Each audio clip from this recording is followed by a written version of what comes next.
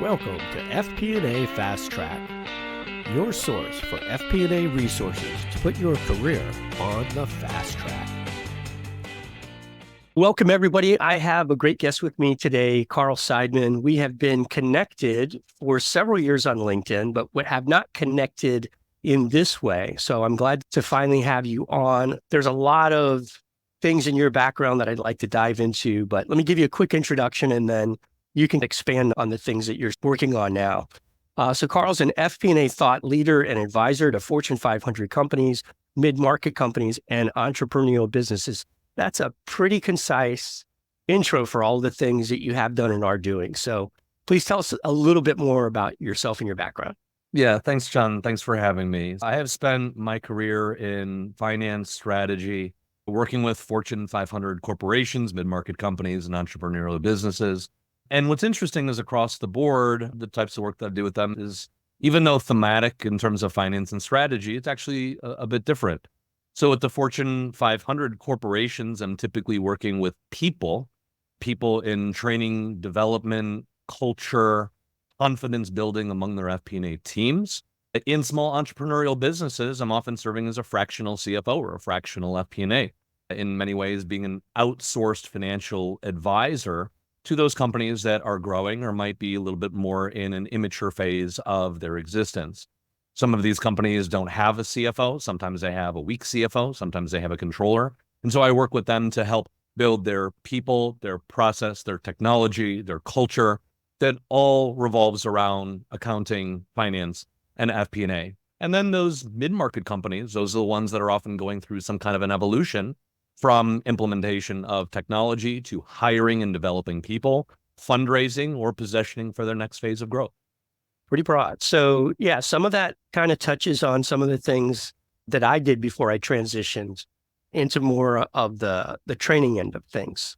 One of the things I always like to start with is to get a little bit of context on you, the person, not just the FP&A professional. I think that kind of helps people round out a little bit more of the picture of where you're coming from. So tell me a little bit about when you were growing up, what are some of the things that you thought about that you might want to do when you grew up? And is there any through line between those thoughts as a kid and what you're doing now?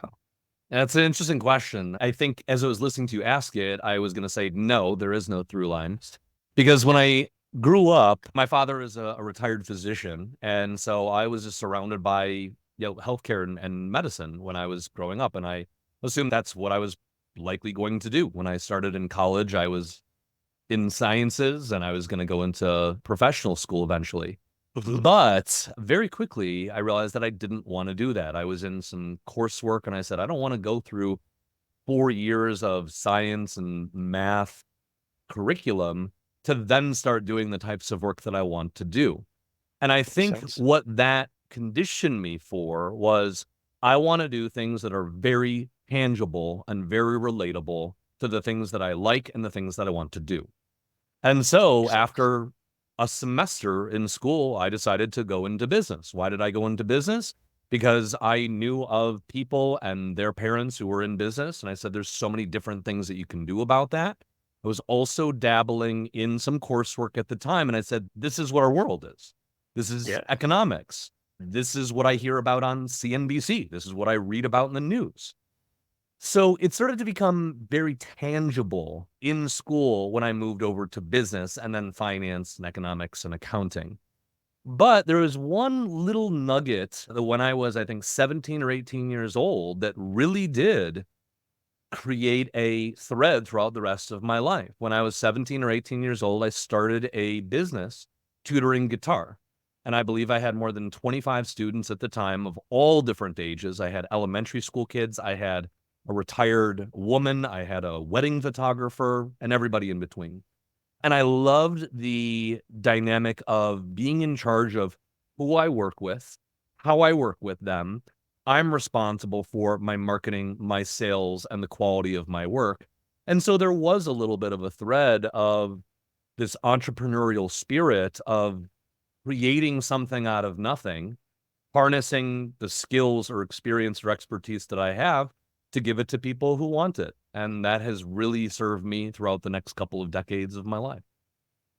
That's interesting. That I had a similar thought of having a business or going into business when I was a kid, but it sounds like you had you were much more informed about what that actually meant, because I really only thought about, I want to have my own business because my dad was in the military. My mom worked for civil service her whole career. And I saw that sort of government work seemed to be like real confining.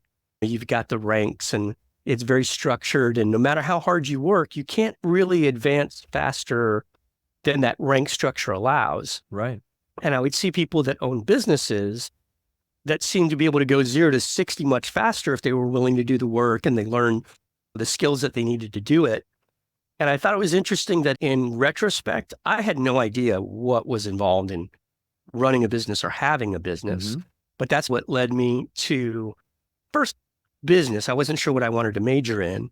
And I thought finance. And then I eventually ended up on accounting because I realized that the FBI recruited CPAs for their white collar crime division. And when I was a kid, one of the things I wanted to do when I grew up, I thought was be an FBI agent. Mm-hmm. I've got the book that started it all back here, Will, the autobiography of G. Gordon Liddy, which back then I thought was a fascinating book. Now I realize it's a little bit self-serving. I don't know if you've ever read it, but it makes him out to be this stud hero. And we'll get into politics. But anyway, that kind of drew me into it from this sort of a tangent almost. But I always find it interesting how people find their path. It sounds like yours was a little circuitous, but not unrelated to what you started with. Yeah, there were some coincidences that happened, but a lot of it was not intentional. It was just organic evolution of my life and of my collegiate time. I think what's important is having that self-awareness and looking at the dots, whether they seem connected or not, and having the boldness to connect them. So speaking of that, tell me a little bit about your transition from working for someone else to working for yourself. I began my career in Big Four consulting. So even though I'm a CPA, I sometimes call myself a CPA renegade because I never really did public accounting. And I sometimes have people say, hey, can you help me with my taxes? And I'm like, I'm not your guy. Oh, God. So I started out in a very niche advisory practice at the Big Four. Then we got into the recession back in 2007. And I asked myself, what's going to be busy? What's going to be stimulating? I was very hungry to learn and very hungry to grow. And I said, what's going to be busy during a recession? And so I said, oh, I'll go into distressed business consulting, turnaround, restructuring, bankruptcy. Mm. And so I started to interview and make my connections there. And I ended up going to a boutique turnaround and restructuring firm. When I was there, I learned more in a relatively short period of time than I believe I would have 25 years in a corporate job. However, the lifestyle, as many people in turnaround, restructuring, distressed business consulting will attest to, is it's a very demanding lifestyle. Yeah. Travel, stress, expectations, fire drills, you name it, it's crisis all of the time. Towards my tail end of my time there, I started, again, having some self-realization of saying, you know what, I just don't know that this is sustainable for the sort of life that I want to have and the career that I'm envisioning. Around the same time, I had some clients, and I don't want to go too deep into it, but many clients who are in distress, they don't hire turnaround and restructuring advisors themselves. They get turnaround restructuring advisors put into their business by banks, by investors who say, you've defaulted or you've tripped a covenant. Our credit agreement says we can put in advisors. Mm-hmm. And so I would go into these clients and many of them would, I'll leave the expletives out of this, they would curse at how expensive I was. And I would say, look, it's not me, it's my firm that's charging you this amount. And after a while, I would say, this is all going to be worth it to you because your business is going to get saved. This is going to be worth it in the end. And in many cases it was, many cases it wasn't because sometimes it was just too late. But I had a couple of clients who said, Carl, why don't you just go out on your own? You don't need to work for a firm. And they said, you've got the skills, you've got the ability, you're doing all the work anyway yourself. Your senior managing director is not the one who's here, you are. You've got the skills, you got the ability, you've got the network. And I said, I don't know if I do. And they said, yes, you do. And if you need help, I will help you. And so it was around that time where it was mostly my clients who were the ones giving me that burst of confidence of, I see something in you that you might not see in yourself. Hmm. Go do it. And what was unique about them was they were entrepreneurs themselves. And so I said, if they're entrepreneurs and they've built these businesses and they see something in me, maybe I should do this. And so I ended up leaving. I took a year off, a year sabbatical, where I traveled around the world. And while I was traveling, I built my business. And when I came back to Chicago, which is where I live, I had, I think, 8 what I called executive coaching or fractional CFO clients. And I also did some training on the side. And that was the start of my business. And any cool stories from your travels? Way too many to Probably a talk about lot. here. I think I Okay. went to 9 or 10 countries. Oh, Uh, wow. Chile, Argentina, Brazil, Colombia, Dominican Republic, UK, Laos, Cambodia, Vietnam, Thailand, Japan, Wow. um, in the span of a year over the time. Do you, But amazing stories, amazing people. And what may be kismet is sometimes when you just go to travel without being a tourist and trying to see something that you want to see, things just happen. You end up seeing what you end up seeing. You end up yeah. meeting random strangers and you have conversations with people that you could have never planned. And they can be life-changing, and many of those conversations were. And that's interesting. I just interviewed Ron Montero yesterday, and we were talking about a similar type of thing in collaborations or networking events or places you go where, as someone who's had the word planner or planning in my job title for most of my adult life, I tend to always have an outcome in mind.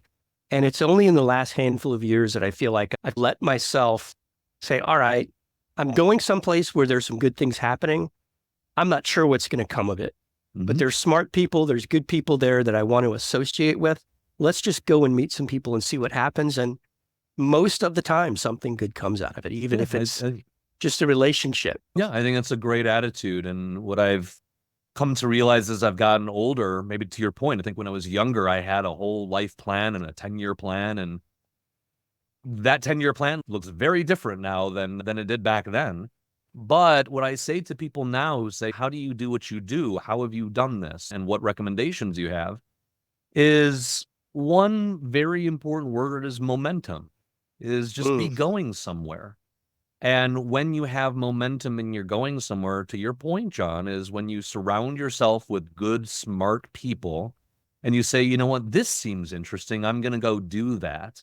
And as long as it's generally in the direction that you have envisioned, interesting things will happen. You will meet wonderful people. You will make connections, whether that's with individuals or just the data points that you stumble upon. And you can create a wonderful business, career, life that you maybe never imagined. yeah. When you were talking about your consulting time and how you learned so much in such a short period of time, it got me reminiscing that the only 2 deal cubes that I keep around, the 2 up top here, way back in the day, I worked in M&A for Blockbuster when we were the 10-ton gorilla and growing like a rocket ship. Hmm. And we were closing like a deal a week. And I was just a wet behind the ears, a couple years out of college, financial analyst, but I got to sit in rooms and listen to deals being negotiated and then have a mentor, one of my bosses, take me aside later and explain what was going on. And just being around those people in that environment where there's so much going on so fast. I almost wish there was a way, and some companies do have this leadership development programs or Hmm. management development programs where they rotate people through different places in the organization. But I Yeah. wish more had those types of programs that are formal to give people exposure to operations and marketing, all these different areas that in FP&A, we might see the budgets and we might crunch the numbers and we do a variance analysis and we explain it, but we don't really understand it as well as we would if we got a little bit more exposure. Yeah. Um, Yeah. I so totally agree with you. And I've had the good fortune of working with a number of Fortune 500 companies with financial leadership development programs.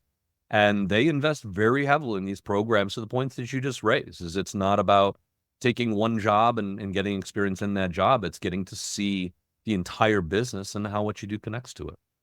Yeah, I used a term years ago that I haven't used for a while called SWOT on the fly, meaning if you can get out of your office and that management by walking around concept and just think about that SWOT analysis mindset as you're going through your day and interfacing with those people. Maybe you're an FP&A and working on a budget, and you got a budget meeting with the VP of marketing.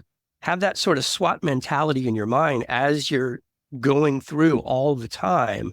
And it changes the way you look at things when someone gives you an answer to help me understand this variance and they start explaining it. If you have that mindset, I felt like once I started thinking that way, I got different results from some of the questions. I think those are good points. With your experience, how have you seen FP&A's role evolve over the years? Because when I was in the seat doing the job, I didn't even hear the term FP&A. I worked in one department that was called planning, and every place else we were finance or corporate development, or sometimes it was the accounting department that was doing what now is FP&A. What are some of the things that you've seen that have been sort of key changes over the years in FP&A overall? I think you nailed it. First off, is there was not really as much formality in the title and the description and the function as there is today.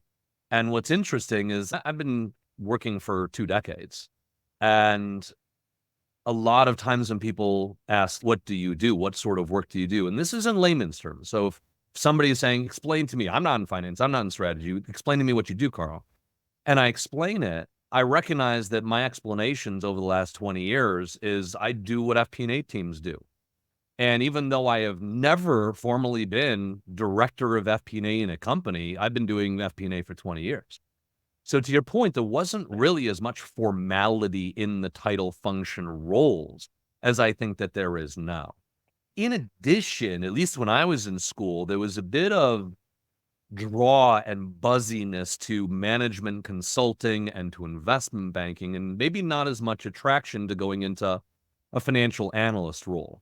Whereas same when I started. whereas today, if you were to look at job descriptions and opportunities, where a lot of college graduates are now going is into FP&A. So I think that it's just become more of an evolution of this is truly an established function and department at a company. We now know what this is. We now want to structure this in underneath the office of the CFO. And in that same regard, John, is it's not, okay, I'm going to put you, FP&A analyst, in this one role, and that's just where you're going to be, and that's what you're going to do. That might be where you start. But the expectation, to the point we just said 5 minutes ago, is that you're really going to start to understand the business. You're going to start to, in your words, conduct an ongoing SWOT analysis of what are the opportunities in this business that you as the analyst are seeing that your manager or your director, they do not see because they're up here. And so I think that the expectation is now, you're not just going to be a finance or an accounting person. You're going to be a business strategy and operations person. You're going to have to understand finance, accounting, operations, procurement, human resources, pricing, and then also become an excellent communicator and storyteller as you're growing.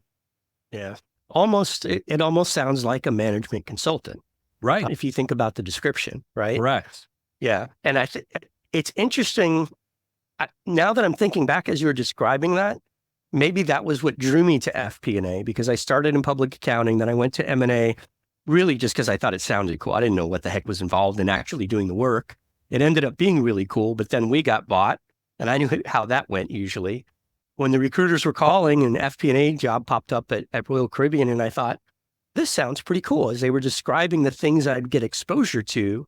And we reported right up to the CFO, and special projects was one of the things that was in our domain. And at that time, Royal Caribbean was growing really fast. So it just sounded like an opportunity to get my hands in a lot of things. It turned out to be exactly that.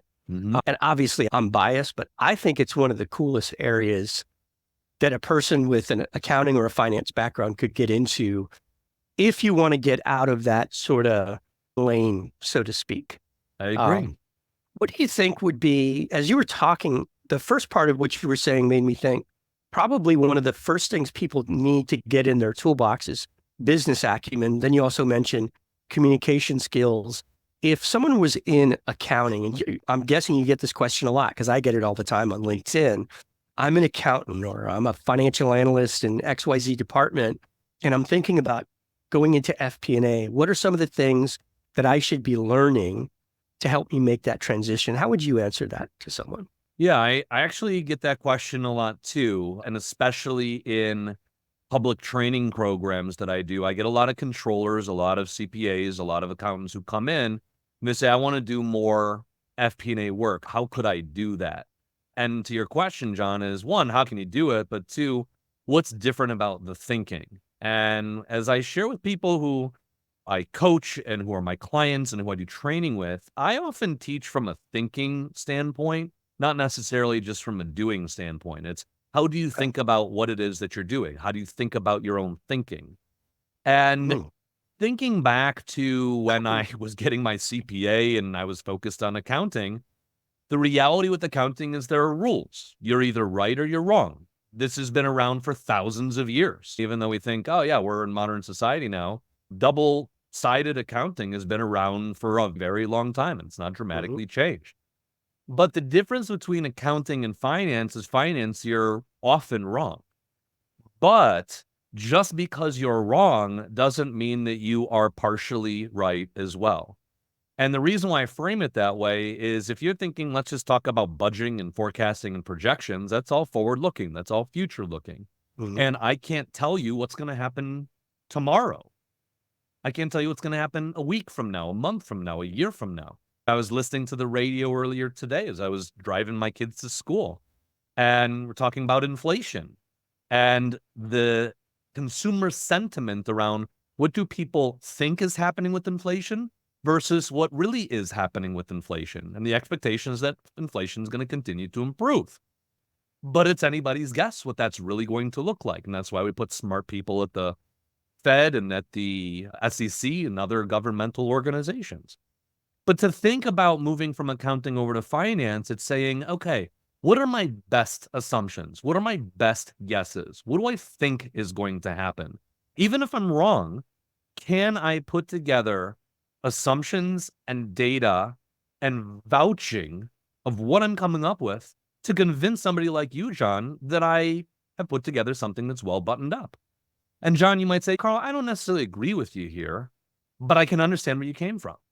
Right. And I like your thought process. So when we put something together for a company, or whether it's for a company or for our own business, we are going to be wrong. But if I get somebody like you, John, saying, Carl, I like your thought process. I totally understand where you came up with this. I don't entirely agree, but you know what? Let's go with this. So it's that intangible of uncertainty that also has a balance of certainty and confidence that you can layer in. It's about decision-making with confidence rather than decision-making with 100% accuracy and precision in everything that you do. That's the difference between FP&A and accounting. Yeah, two words that jumped to mind for me when you were describing it from the beginning was rules versus problem solving. And when I hear people say, someone that first realizes I'm an accountant, they're like, oh, you must be good at math. I'm like, you clearly don't know much about accounting. Accounting is not about math, it's about rules, right? Versus FP&A, to me, it's more about problem solving and insights. And while you were talking, it made me think of, are you familiar with that book, Thinking in Bets by Annie Duke? I'm familiar with it. I've never read it, though. Okay, I think you would love it. So her whole premise, her background, so she was a PhD professional student. Poker player. Yeah, she was a professional poker player, but she was a PhD student before that. Oh, really? Okay. And I think she was studying cognitive psychology. And so she takes a sabbatical. Her brother says, hey, I think you'd be great at poker. Her brother teaches her poker. She becomes this world champion poker player. She then goes back to her PhD program and she writes this book because she realized that in the decision-making involved in poker is very similar in a way to decision-making in business. In that sometimes you have incomplete information, incorrect information, lack of all kinds of informational challenges. And I'm sure you recall back to when you were taking accounting classes and you get these big, long problems with 10 pieces of information, you only needed one or two to answer the question. But in hindsight, I realized they're trying to mimic the real world. The real world's not going to serve up just Right. the information that you need to solve the problem. Yeah. The real world just presents what is, and you have to find information and sift through and adjust and adapt. And so when I read that book, it was almost like an aha moment where I went, I've always felt like forecasting was gambling. It's just very well researched, very well informed, very methodical gambling. But we're indeed saying, I bet that's the most likely outcome, or the outcome that we want to work for. It may not be the most likely, but we'll devote our resources to aim at that outcome. But we're still, to some degree, rolling the dice that the outside world is going to change something, which it often does, very frequently. And our plan goes to crap real quick. And then we have to adapt. And that's what I think is so neat about FP&A is it really is a reflection of real life uncertainty and disruption, and not really always knowing what you're doing, but surrounding yourself with really smart people, good data, good intelligence, and making the most of it. That's real life. That's personal life, not just business. I've heard discussions about different types of like forecasting and planning, doing projections. And the first time I heard a conversation say, should you do driver-based planning or whatever laundry list of other planning? And my first thought was, I had only ever done driver-based planning. To me, that just seemed like the logical way to create any kind of a forecast, is to go down to the lowest level that you can reasonably get an understanding of what makes these variables move and build it up from there. And obviously, depending on the type of forecast you're doing, you don't want to start with the general ledger, which I've seen done for budgets, which I think is bonkers, but people do it. Are there any specific forecasting methodologies that you like over others?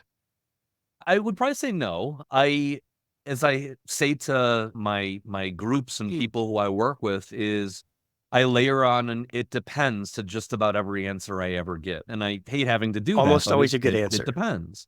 People hate it, but it's usually yeah. So to your good point, answer. John, if you're with a Fortune 500 company, there is no way that they can do bottoms up forecasting at a chart of accounts level. That's insane. They should never be doing that. But if you go into a turnaround and restructuring environment, I had a client where I was forecasting every single day because the circumstances were so dire and they were in such a catastrophic situation, pardon me, that every dollar that went out of that business had to be approved. Every dollar that came into that business had to be known and tracked. And so I was going quite literally invoice by invoice, purchase order, going through everybody's salaries and getting this as perfect as I possibly could have. Yeah. That might sound completely nuts to a Fortune 500 company because they would never, ever do something like that. So with my response of "it depends" is back to our point of FP&A is a lot of guesswork, and it's a lot of coming up with good assumptions based upon data intelligence. Is I can go into a company and say, you know what, this is good enough. We don't need to spend more time on this to get this more refined because it's good enough for what we need. Right. And if it turns out not to be good enough, we'll revisit it on the next pass and we'll identify what needs to change. So I've been mesmerized. We were speaking a little bit earlier about AP. I sat in on a session there with it was a discussion between a global head of FP&A at a big name company that everybody knows, and working with a partner in a management consulting firm that everybody knows. And they were talking about a multi-year long dynamic forecasting effort that they did. It was all driver based, driven by artificial intelligence, can be updated, I believe, in less than a week for every SKU across the entire globe. And the global FP&A head said, this is our most accurate forecast that we've ever built. And I think he said there were 4 primary drivers across all SKUs, across the entire globe. And I was like, that's insane. I just can't believe that's possible. And I emailed him afterwards. And I said, I don't believe you. And he's like, it's for primary. There are some additional sub drivers underneath, but this is true. And this took us years to get to.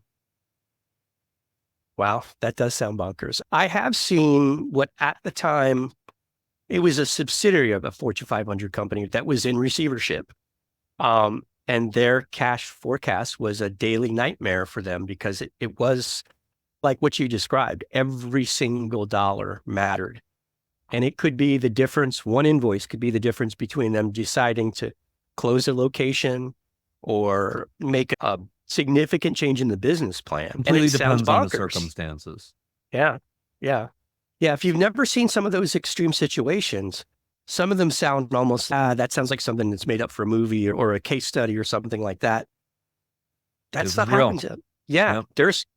I worked at a startup company once where I think I was there 2 weeks, and literally the board of directors, the entire board of directors walked in, called the CEO and the CFO into the conference room and announced that they were shutting the company down. It was a subsidiary of a Fortune 500 insurance company. And if you would have told me that's something that could, I would have been like, the board of directors walking in and on the spot. That just sounds ridiculous. It happened. Yeah. Stuff like that happens. It does. Yeah. It's a crazy, crazy world.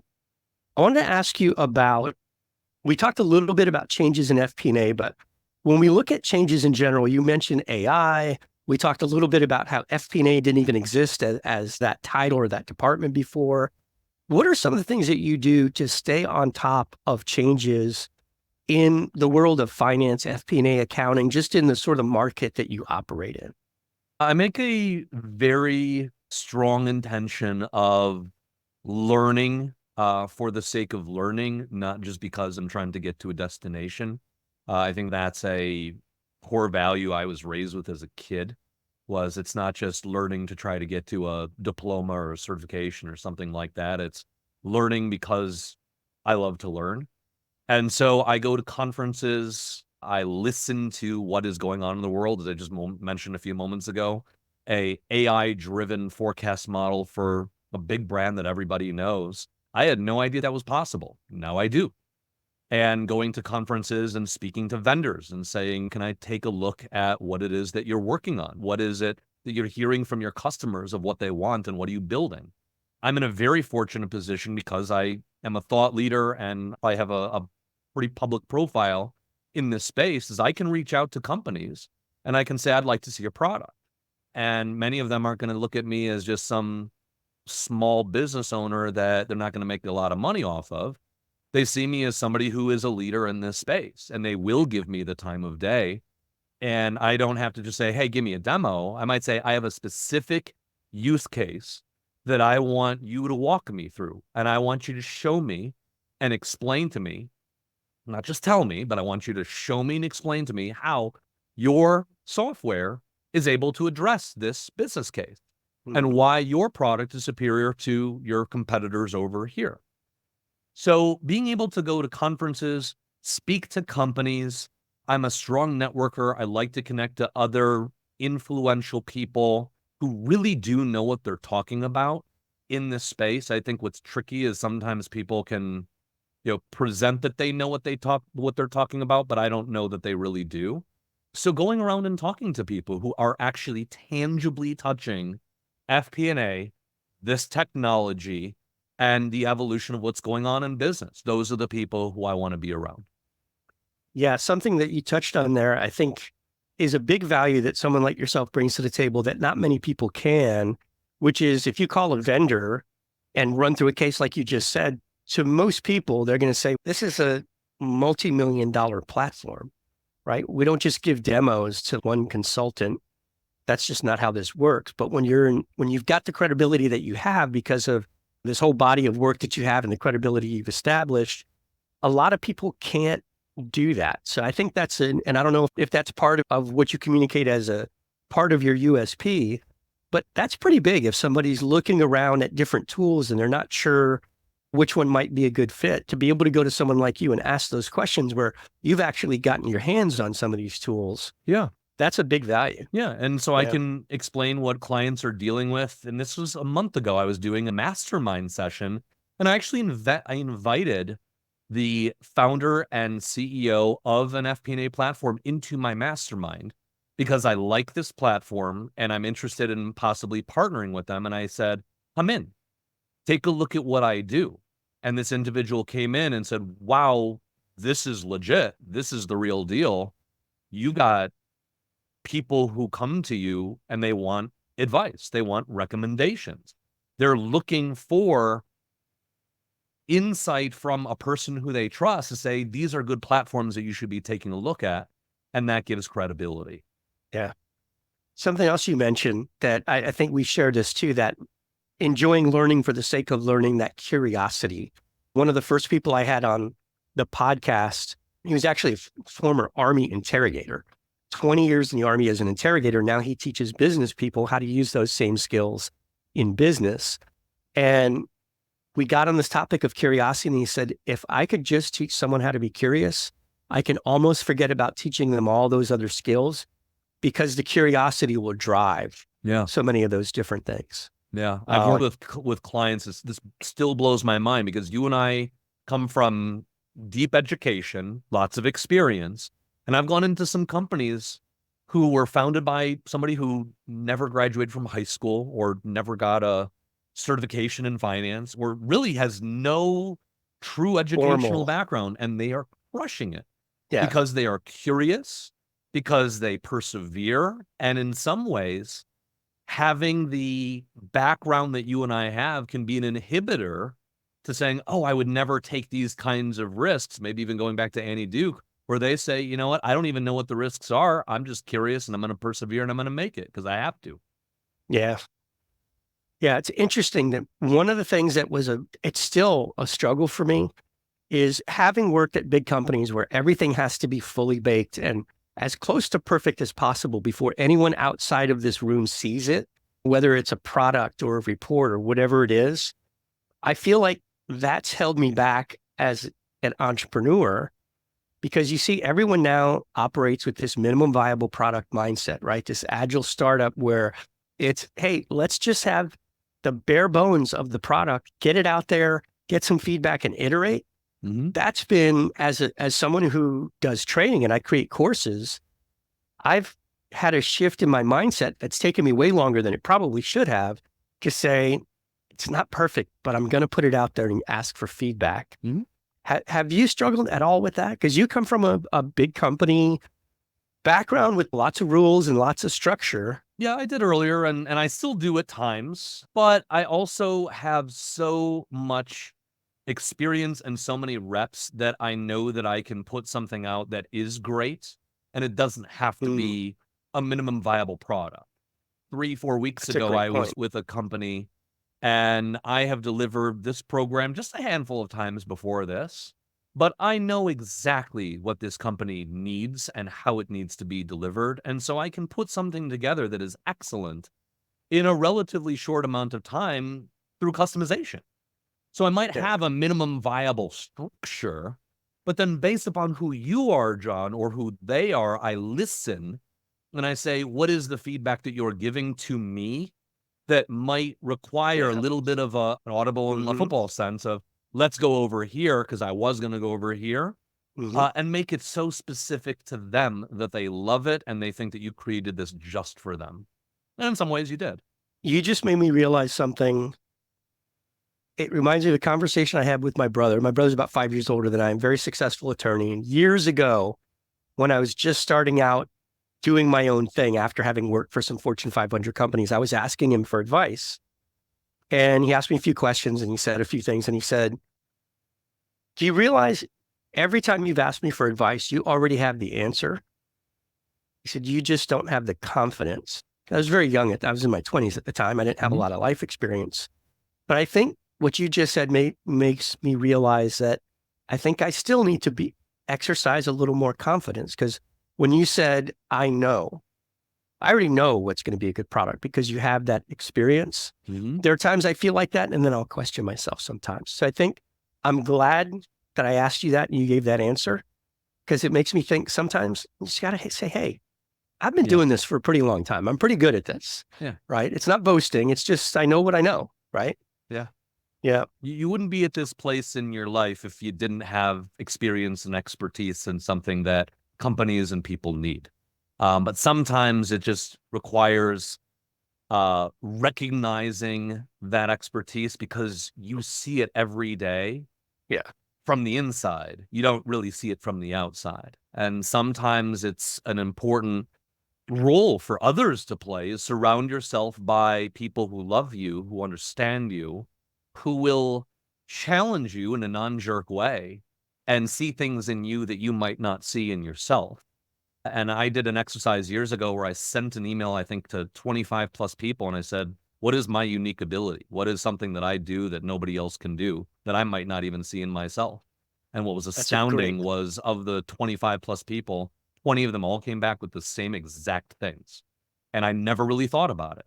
So sometimes it's important to see things, see yourself from the outside, the way that other people see you, the way the companies see you, versus yeah. maybe the way that you have created a resume for yourself.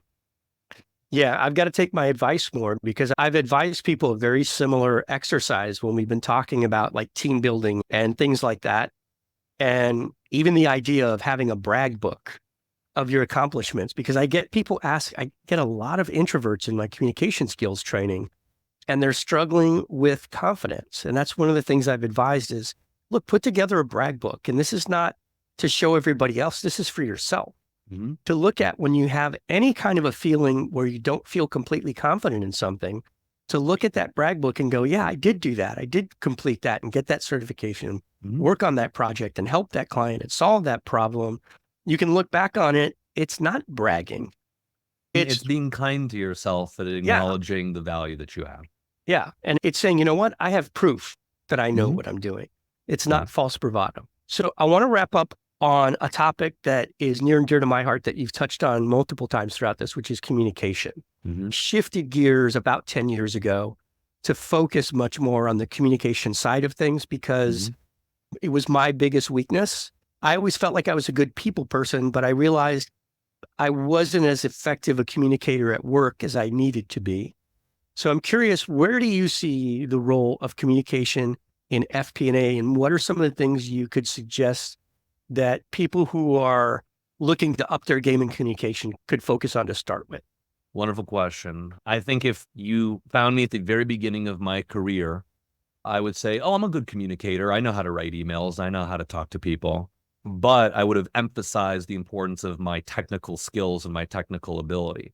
And I think, based upon what you just said, John, about not just this question, but also where you spend a lot of your focus in your work, is as time goes by, technical skills and acumen start to go like this. The skills They go curve. really steep, and then they start to plateau.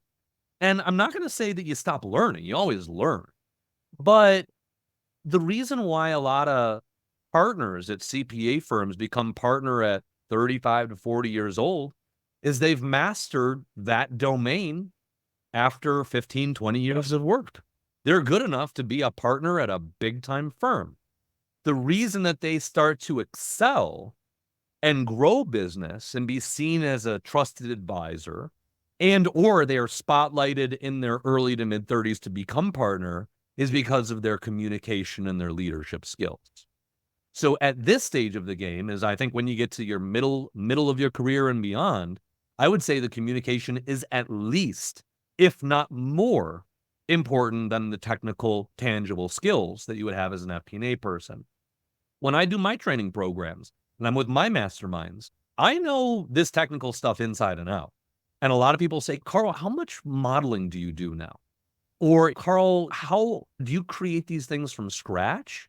And I say, I do very little of this now because my role is going into companies and empowering them, teaching them, mentoring them, coaching them. And the word that I'm going to say that brings all of this together is the ability to facilitate growth and conversations.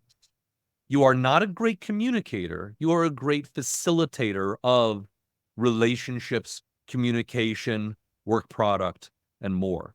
Now, the way that people can do this, sure, the quick and easy way, is start getting experience in public speaking.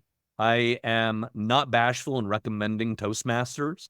I have not been in Toastmasters for a long time, but I have been in, I think, 4 or 5 different clubs on and off over 20 years. And I go in and sometimes people are like, why are you here? Like, you already know how to do all this stuff. Because you can always get better. You can always practice. You can always try new things in a safe, protected environment rather than going in front of a client in a high-stakes situation and embarrassing yourself for doing something incorrectly. So getting practice, putting the reps in, becoming aware of what's working and what's not. I'm in the National Speakers Association. I'm surrounded by the best of the best speakers. I watch them on YouTube. I say, why is this person so good and so successful? And what is it about that person that it just doesn't resonate with me?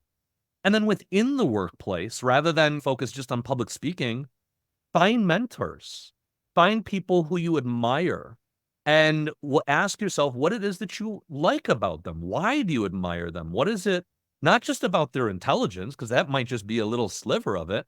What is it about their demeanor, their emotional intelligence, the way that they talk to you, the way that they lead and empower their team? So be aware of where you want to go, where you currently are, what you think is missing, and build some momentum of growing and learning. You never get to the finish line. And I think that's what a lot of people don't realize is you don't go from being a novice communicator to being an expert communicator just by wishing it and just by practicing. You get better.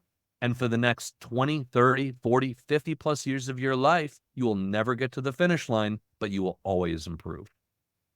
Yeah, the reps in the safe environment are huge. And I would agree with you on Toastmasters. I'm sure there's other organizations, but I've been to Toastmasters as well. And that safe environment where you can feel like it's okay to make mistakes and you're going to get that constructive feedback, right? Because everybody's there for the same reason. We're all just there to get better.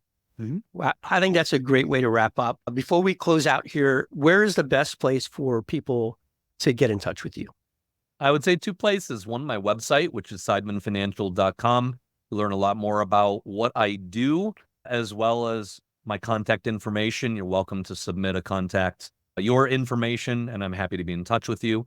I'm also very present and active on LinkedIn. I share things almost daily. And a lot of what I share there is based upon decades of experience. I am not there just to talk about myself. I'm there to share tips, tricks, techniques, experience stories that have added richness and color to my career and to my life, and that I also believe that a lot of people can learn from as well. And we'll put all your contact details in the show notes. And I would just add on to that, your content is what I see that sets your content apart is there's a lot of meat on the bone with your content. It's not just this kind of light fluff. It's not Carl looking into the camera and just giving you some pithy quote. It's real meat and potatoes. I've seen some of them where you're working through a projection or a spreadsheet or something. It varies, but there's a lot of meat on the bone with your content. I appreciate that. And what makes my day is when I get messages from people who are like, I watched this video through and through, and I took this and I implemented it at my company. Yep. Or I took this template that you gave away and I just built a comprehensive cash flow forecast at my company, all off of LinkedIn. Yeah, good stuff, man. Good stuff. I want to thank Carl Seidman for being my guest. At the end there, my internet connection got dropped, so I wasn't able to get the thank you on the video recording. Carl, thanks for sharing your wisdom and your experience. We'll see you all next time.